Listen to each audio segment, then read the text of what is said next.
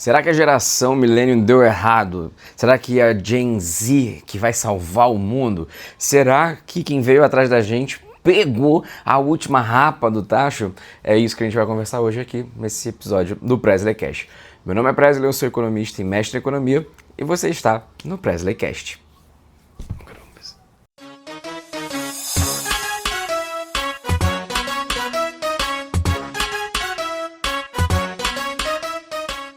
Quis mudar um pouco aqui o cenário, mudei também inclusive o microfone e eu quero que você que esteja ouvindo agora neste momento, por gentileza, no momento em que você conseguir, me fale se tá legal, se tá bacana, porque fica mais fácil eu usar esse aqui de lapela do que eu usar o outro que eu fazia, que era todo um escardalhaço, uma patifaria do cacete que eu tinha que arrumar e me impedia inclusive de fazer algo como isso daqui, né? Mudar um pouquinho os cenários locais, principalmente visando ficar mais confortável. Aquela esqueminha de sempre, né? Muito obrigado por estarem consumindo o Presley Cast. Semana passada eu não fiz porque eu tava mal da cabeça. Eu falei, não vou fazer. E aí realmente não fiz, né? E basicamente esse tema já foi escolhido há um tempinho atrás, então por mais que várias coisas, várias presepadas estejam acontecendo aí, eu acho também importante a gente cuidar do individual e a gente também trazer essa discussão sobre se a gente, geração milênio, deu errado economicamente, se deu errado o que aconteceu, qual foram os percalços, até pra gente poder entender e saber o que vai fazer daqui pra frente. Se a gente toca pro foda-se, se a gente gasta todo o dinheiro que a gente tem, se a gente compra tudo de mariola, ou se a gente para de consumir e começa a viver com água e fubá. Mas antes de mais nada, né, vamos... não tem, na verdade, um consenso, né, mas vamos definir aqui quem faz parte, né? Porque às vezes você tá ouvindo e tá falando assim, tá, eu faço parte do milênio, eu sou Gen Z, sei lá, eu gosto de brincar que eu sou Gen Z, mas eu brinco com isso para poder dar aquele afago na situação de barril que às vezes a gente se encontra de estamos envelhecendo e é difícil lidar com isso. Mas os milênios, ou geração Y, é quem nasce entre 81 e 96, né? Eu, como nasci em 92, já configura essa galera. E a geração Z é quem nasceu, né, no caso, de 97 a 2012. Então já pega ali uma galerinha bacana em relação a isso, né? Então, hoje eles têm de 13 a 28 anos, né? Falando agora no ano de 2025. E todo mundo já ouviu essa frase falando sobre milênio deu errado, porque meu pai conseguiu comprar casa lá atrás, meu avô tinha não sei quantos trinca-ferro que valia 30 mil, e coisas do gênero, né? Isso eu não vou nem entrar na seara da família, porque ainda é uma outra questão. Porque quando a gente está falando sobre família, ainda tem uma configuração que inclusive está dentro desse contexto, né? Que a gente vai falar agora também, porque envolve, né, falar sobre deu certo, deu errado dentro de uma situação econômica, envolvem as questões tanto financeiras, sociais e relações pessoais também. E assim, por que antes parecia que era mais fácil, né, digamos assim? Embora a gente precisa lembrar que, né, a ideia aqui não é fazer com que ninguém ache que tudo seja fácil, ou simples, ou desmerecer conquista de outras pessoas. A ideia aqui é humilhar mesmo. Tô brincando. Mas, por exemplo, existem algumas pesquisas, eu vou trazer alguns dados aqui, porque a gente trabalha com o quê? Com dado, com informação de verdade. Por exemplo, na década de 80, né, depois de 80, no caso, ali entre 70 e 90, você tem um preço médio, girava, né, o preço médio de uma casa, de um imóvel, girava em torno de 3 a 4 vezes a renda anual de uma família. Hoje, essa relação pode chegar de 8 a 10 vezes em vários países, incluindo o Brasil, de acordo com os dados da OECD. Ou seja, você observa que o valor, o preço médio dos imóveis aumentou e a renda não acompanhou isso. Justamente porque a renda familiar hoje ela é composta e ela é gasta com várias coisas, inclusive financiamentos, juros altos. Então só quando a gente está falando sobre esse ponto aí dos imóveis, já mostra pra gente que, opa, não é porque você é cheio do mimimi, não é porque essa geração descobriu problema psicossomático que eles não conseguem comprar casa. Não, é porque tá ficando mais caro, tá, enfim, dobro, né, do tamanho da renda anual de uma família. E aí quando a gente fala, por exemplo, de carro, né, muitas pessoas também associam essa ideia de carro. Um carro popular nos anos 90 costumava era cerca de 20 vezes o salário mínimo, né, individual. Hoje, um carro zero sai por mais de 50 salários mínimos. E essa informação eu tirei dos dados do DIESI, né, do salário mínimo, com os dados da FIPE, né, pegando uma tabela ali de carro popular. E aí você compara isso a 30 anos atrás e com o hoje, você fala, caraca, velho, é complicado. E note que aqui eu não estou falando sobre os valores nominais, tá? Porque às vezes as pessoas podem usar, tipo, nossa, mas o salário mínimo antigamente era R$ 100. Aqui eu estou falando sobre quantidade de vezes multiplicados sobre a renda familiar. Então, nosso ponto de referência aqui é basicamente isso, é o quanto que é a renda naquele período, o quanto que consumia, quantas vezes você precisaria daquilo, né? E aí, quando você leva, por exemplo, para a relação do trabalho, e aí é uma coisa que muitas pessoas esquecem, né? O que acontece muito hoje, isso aqui não é uma crítica a esse tipo de situação, e tende a ficar pior com a Gen Z, né? Que tá ficando, na verdade. Antigamente, eu lembro que era muito comum, na minha adolescência eu lembro muito disso, aquele sonho do plano de carreira. Provavelmente você já deve, ou você tem isso, ou você conheceu alguém que é assim, alguém da sua família, não sei, que queria entrar numa empresa para ir escalando, né? Então, por exemplo, meu primeiro emprego, acho que eu nunca contei isso daqui, olha só, revelações. Meu primeiro emprego foi na minha cidade, né? Tipo, na região serrana do Rio, e eu morava em Teresópolis com os meus pais, e assim que eu me formei, minha formatura foi num dia, eu comecei a trabalhar no outro. E eu comecei a trabalhar numa loja de material hidráulico, né? Então, sabe aquelas lojas que vende piscina, que vende tubo, que vende parafuso? Eu mexia com todas essas coisas. E eu entrei pra ser, assim, o boy, sabe? Aquele que fazia as coisas, tipo, tem uma caixa d'água ali, carregar a caixa d'água pra cima e pra baixo. Chegou carregamento de vaso sanitário, pega o vaso sanitário, carrega. Então assim, já estoporei a mão com um monte de coisa nos brasilites da vida, sabe? Tipo naquelas monte de piscina, pegar a piscina na mão, enfim, um caos. Mas é isso, né? O primeiro emprego. E aí, por que eu entrei fazendo essa função? Porque na minha cabeça, a ideia seria começar ali, para depois dali sair para um almoxarifado, para dali um estoquista, para dali do estoquista ir para um vendedor, e aí dali para um gerente, do gerente para comer a mulher do dono e virar o dono. Tô brincando. Então assim, você tinha um plano de carreira, tanto na questão pública quanto na questão também privada.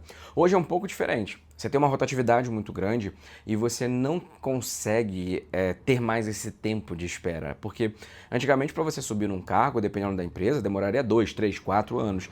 E hoje fica muito mais difícil. E aí tem esse aumento, né? Inclusive, quando a gente está falando sobre informalidade. A informalidade era menor e os benefícios, inclusive, tanto de segurança mesmo, né, socioeconômica, eram muito maiores e muito mais seguros. Então, por mais que vários direitos conquistados ao longo desses anos, era muito mais acessível, por exemplo, você tirar uma licença, você conseguir talvez as férias, FGTS, enfim, várias outras questões eram mais simples de serem conseguidas do que hoje.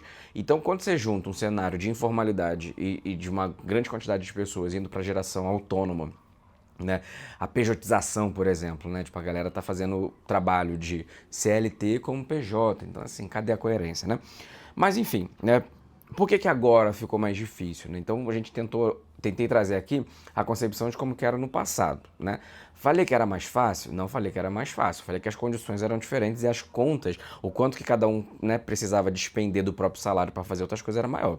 Só que também a gente não pode ser idiota, hipócrita para falar, porra, hoje a galera também tem muito mais acesso a muitas coisas que antes eram inviáveis, né? Então, na época, por exemplo, que os meus pais tinham a minha idade, óbvio, né? Eles tinham a minha idade, eles me tiveram muito novos. Então, sei lá, na verdade eles me tiveram com 20 anos, né? Na faixa ali dos 20 anos. Então, tinha responsabilidade de criar um moleque. Nesse presente caso, talvez eles não tivessem a disponibilidade, seja financeira, de tempo, ou até mesmo de interesse, de fazer coisas que eu faço hoje. Então, viajar, a questão do estudo. Então, também temos que ser honestos em ver também como que era aquela vida, né? Não de uma forma muito subjetiva, igual as pessoas falam, antigamente era tudo mais simples, não tinha internet, não sei o que lá. Não, beleza, mas qual era o lazer das pessoas? O lazer da minha família, por exemplo, que era uma família pobre nos anos 90, 2000, no Rio de Janeiro, a nossa viagem Eu lembro, dá pra contar no dedo as vezes que eu fiz viagem quando eu era criança, assim. Tipo, grande. E grande quando eu falo, não é tipo assim, foi pra Disney. Não, era tipo, foi pra Arraial do Cabo, sabe? Tipo, foi pra região serrana do Rio. Era nesse sentido. E passeio pra gente, entretenimento pra gente, era ir pra casa de parente, sabe? E ainda era assim que era bom que nós carregava, ia de carro e voltava com a mala cheia de verdura e legumes. Aí voltava cheio de chuchu. Era uma semana comendo tudo de chuchu. Era soufflé de chuchu, chuchu no meio do arroz, chuchu no meio da calabresa. Era uma maravilha. E era assim que funcionava, né? Então, é diferente, né? Hoje, por exemplo, o meu lazer, óbvio, meu nível de renda nesse momento é diferente do passado. Mas, nesse momento, o meu lazer agora envolve várias outras coisas. Então, a gente também tem acesso, também tem que ser justo em relação a isso. Agora, eu fiz aqui uma proporção e uma pesquisa. Por exemplo, numa média em São Paulo hoje, o custo de vida para você morar sozinho exige... Não, contrário. O custo de vida hoje, para você ter uma média ok em São Paulo, e aqui eu não estou falando necessariamente no centrão, tudo mais, é dentro da cidade de São Paulo, gira ali em torno de um salário necessário para você ter uma vida minimamente confortável em região que tenha avaliação segura e tudo mais. E aí eu fiz uma rápida pesquisa utilizando o Quinto Andar, a Prefeitura de São Paulo e também os dados da PNAD e do IBGE. Você deveria ter ali por uma média de salarial de R$ 7.000. A renda média hoje, né, no caso, está em torno de 4,4 salários mínimos. Então, tem que levar muito em consideração, porque, por exemplo, comprar casa nos dias de hoje simplesmente virou um luxo. Por quê? Olha só, o preço médio do metro quadrado em São Paulo hoje é de R$ 7.991 por metro quadrado. Um apartamento médio ali, observando mais uma vez os dados de imobiliárias que são abertas e online, como o caso do Quinto Andar, que foi o que eu usei. Um apartamento ali custa, um apartamento de 70 metros quadrados, numa região ok de São Paulo, uma região segura, não é região tipo, nossa, o bairro pica da galera. Não, é um bairro ok, sabe? Tá ali custando na faixa de R$ 560.000, um apartamento de 70 metros quadrados. E aí quando a gente leva, por exemplo, não, mas aí tem Minha Casa Minha Vida, papapá, não sei o que, não sei o que lá. E o programa Minha Casa Minha Vida, ele atende famílias que recebem, né? E aí é por família, né? Não é por pessoa. Até no somatório de 12 mil por mês. Só que os imóveis, eles são de até 500 mil. Então você tem ali uma situação que o custo de vida tá alto. Então, por exemplo, em São Paulo, que é a cidade que eu estou usando como referência, mas aí a gente pode elevar e fazer conversões para outros estados, outras cidades, está exigindo, como eu falei, uma média ali de R$ 7.000 por mês para você conseguir ter uma vida estável e com o mínimo de conforto adquirido em relação a essas coisas. Para você comprar um imóvel, você precisa de R$ 600.000 para poder pegar um apartamento que muitas das vezes não vai cumprir a função, né, do espaço que tu precisa para poder fazer outras coisas, cagar e trepar em paz dentro do teu quarto. E aí entra agora um dado que para mim acho que é um dos mais importantes, né? Se você utilizar os dados da PNAD no caso do IBGE, 40% da força de trabalho brasileiro hoje estão na informalidade. E o que isso representa? Representa que você não tem segurança pra porra nenhuma. Então, quando você vai se aposentar, você não tem aquela aposentadoria gorda que você esperava. Se você precisa de um auxílio doença, auxílio qualquer coisa, você não tem. Muitas das vezes você não tem descanso remunerado, você não vai ter. E informalidade aqui engloba várias coisas, né? E os trabalhos por aplicativo com a galera da nossa idade aumentou muito pela facilidade e pela baixa complexidade de acesso a esse tipo de tecnologia. Então, assim, você observa que tiveram muitas pessoas que durante aquele período ali, principalmente 2002, de 2002 para frente, que começou ali o governo Lula, e aí teve a quantidade de pessoas tendo mais renda, principalmente mais pobres ali, diminuindo a pobreza, papapá. E aí chega um período ali nas outras décadas que você começa a ter acesso à educação, né? Então, ProUni, o Reúne, teve a própria implementação do SISU, que ficou jogando uma galera um para cada canto assim para poder fazer faculdade, que foi até o meu caso.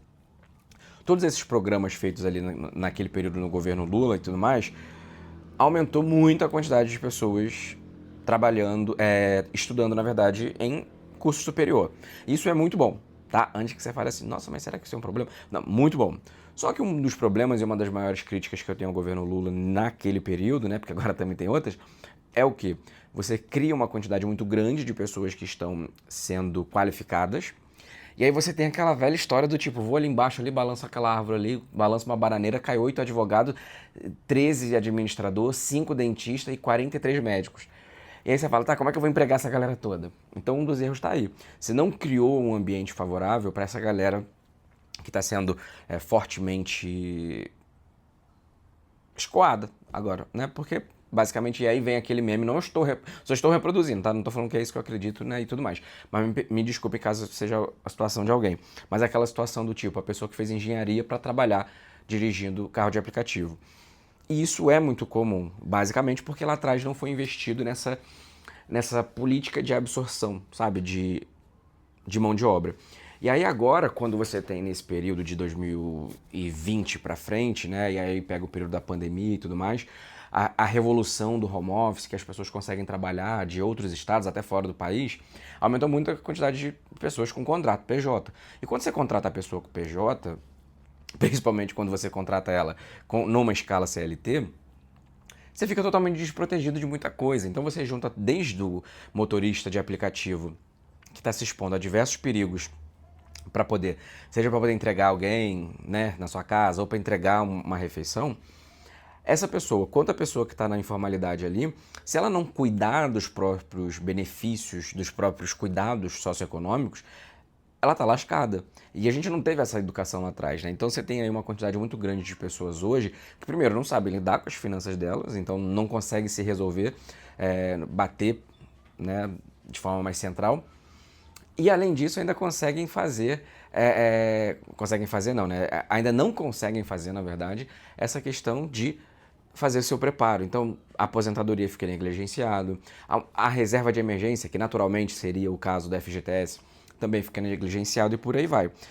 E aí calha numa parada que vem agora o outro ponto que eu ia falar, que nós, da geração milênio, né, no caso, hoje no Brasil, segundo o CNC, né, o último levantamento feito no mês passado mostrou que nós temos mais de 70% das famílias endividadas hoje no Brasil. Está caindo esse número, mas ainda assim é um número muito alto. Ah, Presley, é só a geração milênio? Não, tá todo né, o global.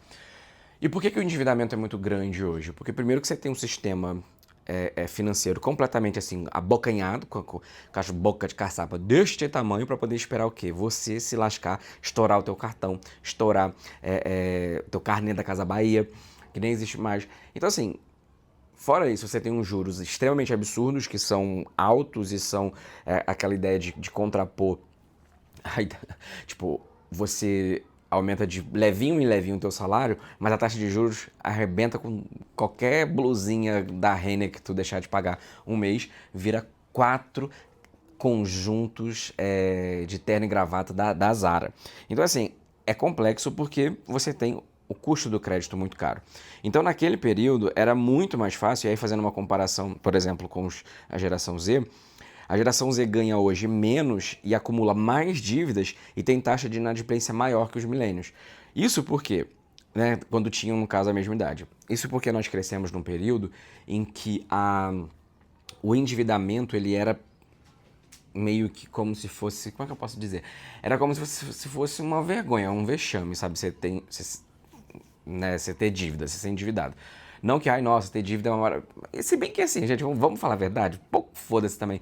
Porque você vê aí, por exemplo, grandes CEOs, empresas, milionários e bilionários, tá tudo com dívida também. Isso quer dizer que eles são errados? Não. Até porque, para existir crescimento, tem que existir crédito, né? A famosa dívida. Então tem essa questão, e a nossa geração foi uma geração muito criada do rolê do nome na praça, né? Então eu, por exemplo, sempre ouvi isso, né, ao meu redor, a galera falando, mas ó, tem que estar com o nome limpo na praça, porque o nome é tudo que tu tem. E você vai ver, por exemplo, a galera lá, o dono das Americanas, com o nome mais sujo que pau de galinheiro, mato que fossa de canto de vala. E ele não tá nem para dar paçoca com o nome dele, não. Nem esquentando a cabeça. Inclusive, tem, né, um termo, né, que foi cunhado por causa dessa nossa geração, que chama Generation Rent, que é, né, traduzindo o termo na íntegra, seria tipo a geração do aluguel, né? O que seria a geração do aluguel? Basicamente, você tem ali uma geração que, pelo preço dos imóveis, como a gente falou lá em cima no começo, são extremamente altos, fica completamente fora de questão você fazer essa compra, né? No caso. Então, você junta imóvel caro, a renda que vai ficando estagnada, mais inflação e um contexto de dívida, você vai ficar preso por vários tempos ali dentro do aluguel. E óbvio, né, eu já falei várias vezes aqui, isso não é uma realidade para todos, né? Só que sempre quando a gente vai falar de imóvel, e tem até episódio aqui já do podcast que eu converso de uma forma mais ampla, né? A ideia de comprar imóvel hoje, ela é muito subjetiva, na minha opinião, e ela deve ter um conceito de realidade e de racionalidade por trás. Então, comprar imóvel não é um indicativo de que você está muito bem na vida, ou você alugar um imóvel não é um indicativo de que você está mal na vida. Então, assim, são coisas que precisam ser levadas em consideração de caso a caso, principalmente de acordo com a perspectiva de cada um. Mas aquela pessoa que quer ter um imóvel e ela não consegue ainda e ela está dentro dessa faixa, ela está sofrendo direto as consequências da economia. Então é muito complicado, né? Então hoje, por exemplo, 16% dos millennials e dos Gen Z também conseguiram comprar imóvel em 2023. Então você pega essa galera dessa faixa etária que eu falei, você chega para eles e vê só 16% dessa galera. Ou seja, a cada 10 pessoas, uma conseguiu comprar imóvel durante esse período. Sendo que a expectativa anterior da outra geração era de mais de 50%. Isso aqui é uma pesquisa feita pelo Parkside. Todas as pesquisas, as fontes dos dados que eu tirei, eu vou deixar na descrição do episódio, tá bom? Para vocês terem uma noção em relação a isso. E aí eu fiz uma tabela rapidinha comparativa aqui para poder contar para vocês, né, do preço médio em relação a isso, do que eu tinha falado sobre o apartamento, né, o preço do imóvel e o salário mínimo. Pra você ter uma noção, em 95, que é a era pré-milênio, você tinha ali, que é a geração, né, dos nossos pais e tudo mais, um apartamento de 70 metros quadrados custava cerca de 60 mil. Hoje, em 2025, o mesmo apartamento, né, tipo, o mesmo não, né, na verdade, um apartamento com a mesma dimensão, isso eu tô levando em consideração as pesquisas que fizeram recentemente em São Paulo. 560 mil. Olha só que brincadeira bacana que eles fizeram. Aumentaram 500 mil em 30 anos. Daí você tá falando, beleza, Presley, né? Ah, mais uma vez, as fontes que eu tô usando aqui é o DIESI, que é para poder avaliar a renda da gente, o valor do imóvel com base no quinto andar e os dados do IBGE também. E o número o valor do salário mínimo, obviamente que é diferente. Então, você tem lá o salário mínimo no começo dos anos 90 girava em torno de R$ 100 e hoje de 1.320. Então, você tem um salto muito grande também. Só que apesar disso tudo, você tem um número de salário mínimo que não, né, no caso aqui eu não considerei juros de financiamento nem nada do gênero, que também a gente está falando de uma taxa de juros bem maior no momento agora. Então, quando alguém disser, por exemplo, nossa, os milênios deram errado em relação a isso, a gente precisa observar que o que mudou na realidade não foi basicamente, ai, nossos milênios cagaram com tudo, papapá, deram errado, são vagabundo. Não, não é isso. É que um apartamento hoje, que valia anteriormente 70 mil, hoje está valendo quase 1 milhão, fica difícil. Porque a quantidade de renda ou quantidade de salário que eu vou precisar usar para ter acesso a esse bem é bem maior. Até porque quando eu estou falando desse quesito como um todo, a gente precisa lembrar que o número de pessoas, a nossa população está aumentando, né? A população está envelhecendo, né? Outro ponto também que para lá de importante para lembrar é que as cidades, os centros urbanos possuem a sua formação já. Então, São Paulo. Por que São Paulo, o custo de vida em São Paulo é muito alto? Porque aqui você tem tudo acontecendo, né? Em questão financeira de trabalho, oferta de trabalho, essas coisas, aqui acontece muita coisa. Então, quando você tem muitas oportunidades ou quando você tem uma alta demanda por aquele espaço, obviamente que o preço vai aumentar. Então, o apartamento em São Paulo, por exemplo, eu moro num bairro chamado Vila Mariana, aqui. Não é próximo da Avenida Paulista, mas não é colado, né? Mas ela é bem próxima. 10 minutos eu chego lá. Mas, há 20, 25 anos atrás, talvez não era tão movimentado ou tão corporativamente demandado assim. Até por questões diversas. Às vezes até era, mas não tanto quanto hoje. Então hoje você tem empresas, por exemplo, que vão exatamente se colocar dentro desse eixo Rio e São Paulo. E é por isso que o custo de vida nessa cidade acaba sendo maior. Então você... E aí que é o ponto onde eu quero entrar. Você tem a quantidade de imóveis dentro dos espaços que estão fomentando dinheiro aumentando. E esse espaço é limitado. Eu não posso pegar os prédios, por exemplo, da região ao entorno ali, sei lá, centro do Rio de Janeiro, centro de São Paulo, centro de Fortaleza, alguma coisa do gênero, e simplesmente quebrar tudo e fazer só prédio agora de 700 andares. Não tem como. Então você tem essa limitação e aquilo que vai chegando mais perto, e é por isso que a galera zoa muito a questão de São Paulo, que você paga tipo 4 mil reais num estúdio que é deste tamanho, que você entra de um lado, se você receber uma visita, você tem que sair da sua casa. E isso é real, sabe? Quando eu vim aqui procurar apartamento para morar, eu vi muito dessas questões, porque eu falei, caraca, velho, como assim? Esses lugares tudo mó insalubre, sabe? Então, você tem basicamente esse impasse acontecendo, porque você tem uma limitação. E além disso, você ainda tem questões envolvendo o salário, envolvendo o mercado de trabalho, que estão intimamente conectados com o aumento da competitividade entre a gente. Então, antes, provavelmente, né, eu acho muito chique aquela pessoa, né, e aí usando um exemplo, né, para entrar em outra discussão, eu acho muito chique aquela pessoa que fala que o avô... primeiro, quando fala que tem pai formado em alguma coisa, que meu pai fez faculdade disso, eu já falo, gente, que chique, né? Que bacana, que diferente. Aí quando fala que é avô, meu avô era não sei o que lá, eu falo, puta que pariu. Nossa, isso sim é herdeiro, privilégio, rico, classe média, alta. Então assim, antigamente, se você tinha o ensino médio, você tava, ó, anos-luz na frente de uma caralhada de gente.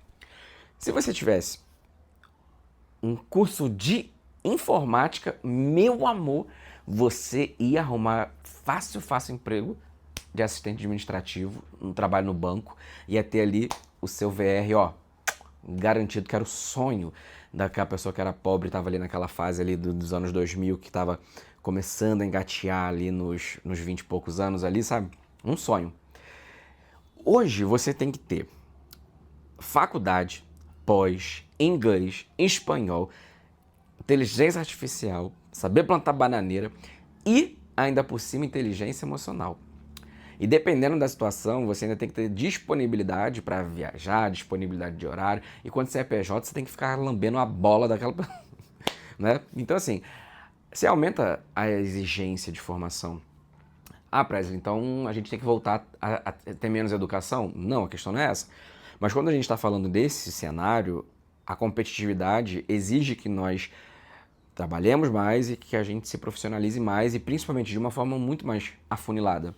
Então, antigamente, você fazia engenharia de tal coisa e tava ok. Só que aí agora você tem que se especializar. Por exemplo, engenharia mecânica, daí você tem que... Não é minha área, então eu vou chutar aqui.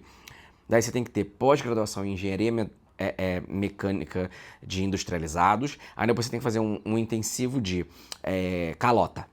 Tá entendendo? Então, assim, hoje você tem uma demanda muito maior por especificidades, enquanto antigamente era muito mais fácil você ter acesso a bons salários. Hoje a situação é totalmente diferente.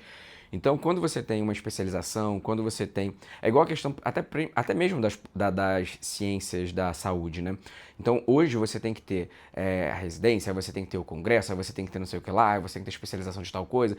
Então, o tempo inteiro você está tendo que se atualizar, e não que você deva ficar estagnado, mas é que é muito mais caro, digamos assim, para você chegar num salário melhor. Diferente do que era no passado. Então a nossa geração, quando a gente está falando principalmente sobre os milênios, não é que a gente falhou, não é que a gente deu errado, não é que a gente é preguiçoso, não é que, enfim, a gente não está sabendo produzir dinheiro. Mas é que o contexto econômico é totalmente diferente. E quando eu comecei a pensar nesse episódio, eu pensei justamente porque já foi por muito tempo para mim uma questão isso. né? E aí entra o meu relato pessoal, né? Eu, por muito tempo, eu tive que ficar me especializando, que foi o período de graduação e do mestrado, em que eu contava com a ajuda da minha família. E aquilo me consumia de uma forma muito grande. Porque, primeiro, eu fazia a comparação com a geração anterior, que é a pior merda que tu faz, né? Ou burrice, que é você enxergar com os olhos para trás de uma realidade que não existe mais, nem se a gente quisesse. E aí você acaba se cobrando também. Então eu me comparava com a geração passada e com quem tinha outros privilégios, né? Por exemplo, quem teve avô que fez faculdade. Então, assim, nessa situação, a nossa maturidade financeira está vindo muito mais tardia. Porque a gente está precisando ficar mais tempo na faculdade, mais tempo numa pós. E aí, dependendo da situação, você precisa aceitar trabalhos que vão fazer com que você precise ficar um pouco mais estagnado em nome da renda para poder manter. Aí tem aquela questão que a gente conversou também no comecinho, que é, porra, antigamente você tinha um plano de carreira, de estabilidade. Era muito comum você encontrar pessoas que ficavam, sei lá, 5, 10, 15, 20 anos na mesma empresa. Hoje, se você encontrar alguém que está 5 anos numa empresa, você fala assim, gente, você está bem? Né? Porque é isso. A rotatividade é muito grande, não porque necessariamente as pessoas querem ficar naquela empresa, mas é porque surge uma outra oportunidade, surge talvez uma outra situação e às vezes até a própria questão da demissão. Então são questões ali que muitas das pessoas desconsideram ao levar em consideração essa dinâmica, né, da geração anterior e falar sobre a nossa. E existem várias pesquisas que inclusive falam que a gente é a geração que tomou na tarraqueta.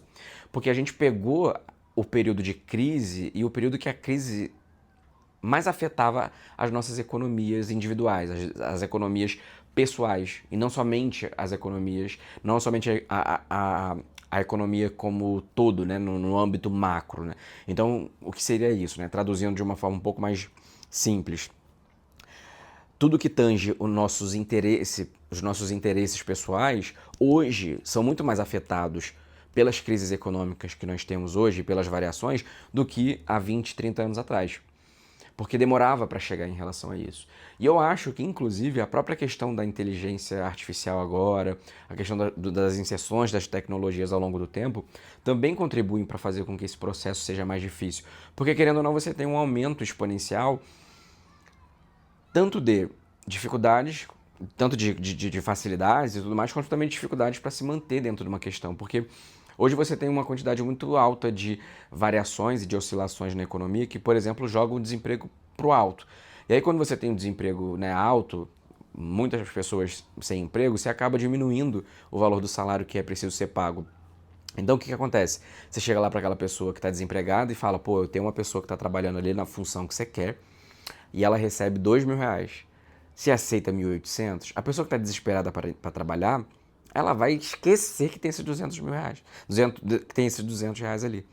Então ela vai simplesmente se juntar com o seu lindo desemprego, dar um abraço, falar assim pro chefe, falou, aceito, toma aqui minha carteira, vem assinar, com o valor R$ 200 abaixo daquilo que você já pagava antes. Então quando você tem essas oscilações muito sensíveis, né, então você acaba sofrendo bastante, evita não, né? Dificulta esse acesso, dificulta essa garantia. O que também faz com que a nossa geração seja muito mais insegura de pegar determinados compromissos, justamente porque não se passa mais aquela segurança do trabalho como antigamente. E também tem a questão que isso não tem dado, né? É uma percepção minha. E talvez, se isso for de vocês também, deixa aqui nos comentários. Né? Ou, enfim, me manda no Instagram pra eu poder também saber a sua opinião. Mas antigamente, o vínculo do empregador com o empregado era muito mais forte. Hoje, sabe aquela velha premissa do tipo, o empregado era visto meio como filho do empregador? Você tinha aquela relação de ajuda, de compaixão, de estar junto. Hoje não. Hoje, se a sua meta é vender 50 mil e você vendeu 49, um beijo. Vou tentar mês que vem com outro vendedor que ele provavelmente talvez faça mais. Então você tem uma relação muito mais desapegada. Então você não tem muito mais segurança, né? E aí quando a gente está falando de segurança, obviamente que a gente precisa de segurança financeira, econômica, social, política para tomar decisões como comprar um imóvel, como abrir o nosso próprio negócio. Então tudo isso dificulta nesse cenário, né? Então a própria internet, é aí que entra a questão da tecnologia que eu falei, acelera muito esse movimento. Então a todo momento, a todo instante a gente consegue não somente talvez mudar de profissão, de mudar de área, como também existe uma forma talvez de contratar outra pessoa. Então, sei lá, se alguém da minha empresa não está me dando lucro, ou não está me gerando, ou não está melhorando aquilo que eu gostaria, ao invés de eu tentar trabalhar nela, ou trabalhar com ela aquela situação, eu mando ela embora. Então tudo isso está se tornando cada vez mais complicado. E lembra que eu falei lá atrás do aumento do acesso à educação? Isso faz também, inclusive, com que trabalhos de baixa qualificação sejam mais remunerados. Então você tem agora uma equalização, não uma equalização, né? Você está tendo um rumo a um equilíbrio, por exemplo, de profissionais de baixa qualificação, né? Que são trabalhos, vou dar exemplo aqui sem nenhum caráter, tá, gente, de julgamento. Por exemplo, domésticas, pintores, jardineiros, pedreiros, coisas que possuem sim qualificação, mas não são qualificações longas, como por exemplo, sei lá, um engenheiro, um médico ou coisa do gênero, que não tem diferença nenhuma em dignidade em relação ao trabalho, em relação à pessoa, mas só para ilustrar, hoje você tem, por exemplo, pessoas, pintores, que estão ganhando mais do que muito fisioterapeuta, do que muito psicólogo, do que muito enfermeiro, do que... e por aí vai. Então esse movimento está acontecendo muito rápido e nós estamos meio que nesse movimento junto, sabe? Então é como aquela ideia de trocar o pneu enquanto o carro está andando. Nossa geração, tomou na tarraqueta. A gente está trocando o pneu com o carro andando. E talvez a próxima geração vai conseguir falar assim, porra, para ali naquele cantinho ali, para no graal, e aí a gente troca o pneu e depois a gente volta. Mas a gente não, a gente está vivendo sob esse contexto, sobre essas transformações muito rápidas, né? Então, a minha geração, por exemplo, quando eu comecei a trabalhar, eu comecei com 16 anos. Foi com 16. 16 para 17, talvez. A minha geração foi aquela geração que conheceu o computador, depois conheceu a internet, e aí, no meio do caminho, conheceu a internet de forma mais ampla, o trabalho com a internet, na internet, e agora está vivendo a inteligência artificial. Então, são várias mudanças estruturais que explicam tudo isso. E a gente acaba se tornando não vítima, né? Porque aí entra num lugar mais delicado, digamos assim. Mas a gente entra num contexto em que as pessoas naturalmente não têm culpa de fato.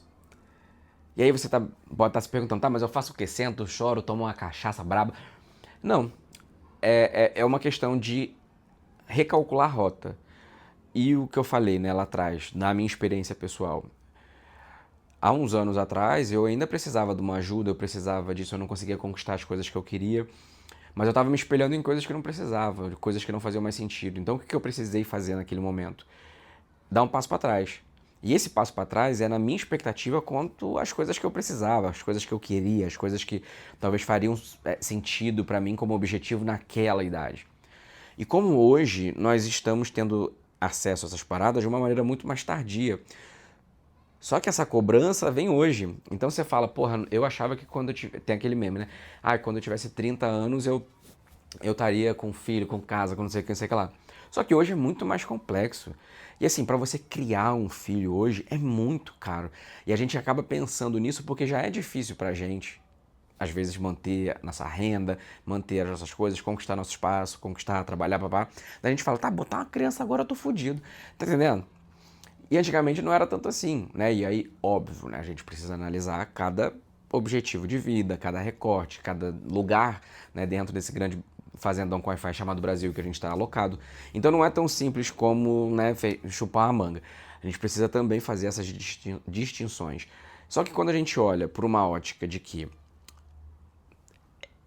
é mais de a nossa geração não deu errado, a gente está num local, socioeconomicamente falando, que está dando errado, que está ruminando, né, em relação a isso. Porque o capitalismo ele tende a fazer isso e talvez, se ele não for superado minimamente, daqui para frente as coisas também continuam na mesma situação. Então fica aí para Gen Z esse papel de tentar contornar, de falar, vamos parar no grau, né, não vamos trocar a roda com o carro em movimento, porque não rola.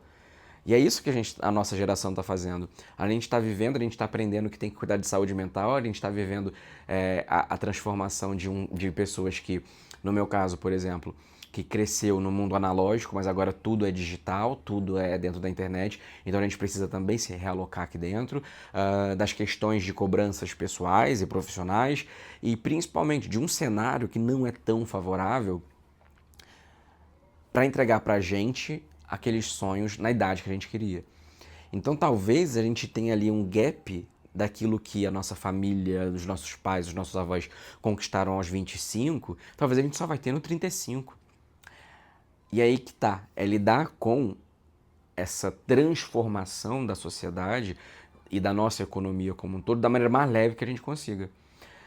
Justamente para entender que o problema não necessariamente é em você. De que o problema não necessariamente é porque você está se esforçando pouco, ou do que a tua geração é a geração do mimimi, papapá. Não. Óbvio, pode ser que você seja uma vagabunda e está coçando o saco demais além do que deveria? Pode ser sim, lógico. A ideia aqui desse episódio foi justamente mostrar para vocês essa explicação um pouco mais técnica, de uma maneira um pouco mais leve, de que, deu merda pra caralho nesse período. Então não é a culpa só dessa geração. A culpa é do contexto, a culpa é da geração anterior, a culpa também é da geração atual. Então, todas essas transformações que a gente está vivendo no mercado de trabalho, no sistema financeiro, né, a própria questão da financiarização, né?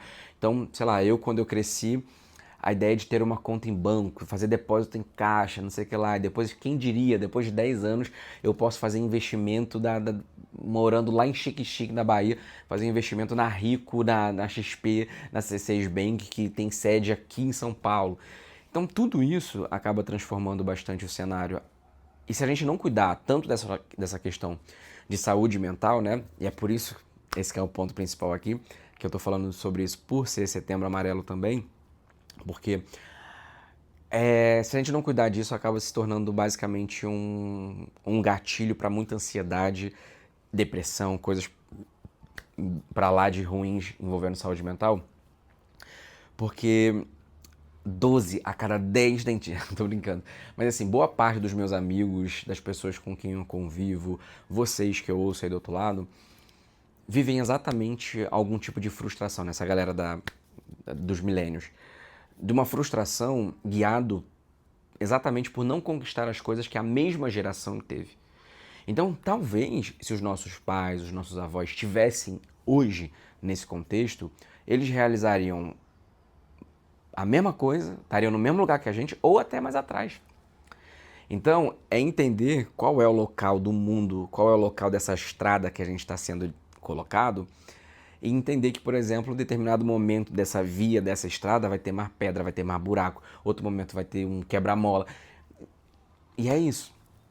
Porque boa parte das reclamações que a gente tem quando a gente conversa com outras pessoas da nossa geração é basicamente isso, do tipo, porra, esses dias atrás eu vi alguém falando assim, tipo, nossa, a pior merda que eu fiz foi me entrar num financiamento de casa. E eu falei, caraca, velho, tipo, isso é uma realidade para muitas pessoas, né? E tem outras pessoas que não conseguem nem falar, porra, fui ver quanto que ia ficar de um financiamento na minha renda, eu falei, não tem como, né? E também tem esse ponto de que hoje, como flui muito rápido, acho que, né, eu tenho alguns relatos de amigos em relação a isso também, como você tem uma rotatividade muito grande, a pessoa espera 1, 2 anos para ver se realmente ela vai continuar ali naquela empresa, para ela tomar uma decisão, porque ela não sabe se daqui 3 meses ela vai ser mandada embora, porque, sei lá, ela está trabalhando de home office e aí diz que a plataforma falou que eu não dei clique suficiente e aí eu vou ser mandado embora. Então a gente acaba ficando muito vulnerável a essas questões, então é difícil, porque antigamente para você ser mandado embora de alguma coisa, você tinha que ser muito ruim ou fazer uma merda muito grande, né? Hoje não, hoje se a empresa simplesmente decide, eu vou parar de fazer isso porque eu quero, vou botar tal coisa, eu vou empregar tecnologia, enfim, a gente acaba ficando muito mais suscetível a isso. Mas de toda forma eu queria muito ouvir a sua opinião, deixa aqui nos comentários aquilo que você acha, se fez sentido aí do outro lado, e também se você faz parte de qual geração, e principalmente compartilha com alguém, é interessante, eu fiz esse episódio pensando basicamente em você mandar para aquele grupinho de amigos que tem a mesma idade que você provavelmente já conversou já falou sobre isso em mesa de bar, em mesa de café, e sabe que isso também pode estar afetando outras pessoas. Manda esse episódio para lá, para que essas pessoas também consigam entender e ouvir esses dados que eu passei, para a gente poder entender melhor não somente como funciona e como funcionou a economia durante esse período, para que a gente também consiga ajustar nossas expectativas, reformular nossas rotas, reformular até os nossos prazos, né, a data dos nossos objetivos e entender basicamente de que a gente está vivendo uma geração diferente, a gente está vivendo um contexto diferente. E a economia ela é baseada nisso, ela é baseada em várias externalidades que afetam a nossa economia, tanto a economia macro quanto a economia micro. Espero que tenham gostado e é isso. Beijo no coração e até a próxima.